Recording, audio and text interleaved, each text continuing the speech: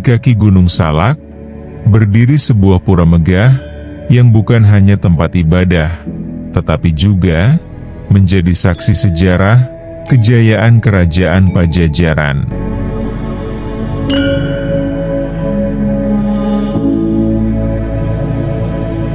Pura Parahyangan Agung Jagatkarta, sebuah tempat suci yang dibangun atas dasar wangsit Prabu Siliwangi.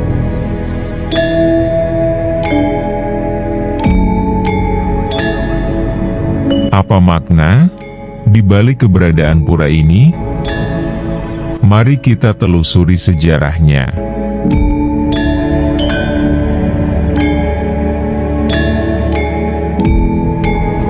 Kerajaan Pajajaran adalah salah satu kerajaan Hindu yang berjaya di tanah Jawa, khususnya di wilayah yang kini kita kenal sebagai Bogor.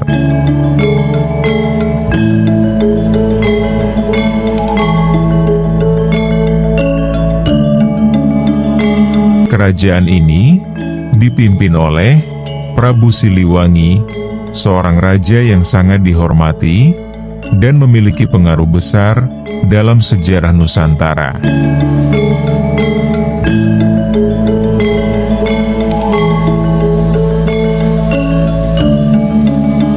Di Bogor, kita masih bisa menemukan berbagai situs bersejarah peninggalan Pajajaran. Salah satunya adalah Pura Parahyangan Agung Jagatkarta yang dipercaya sebagai tempat petilasan Prabu Siliwangi.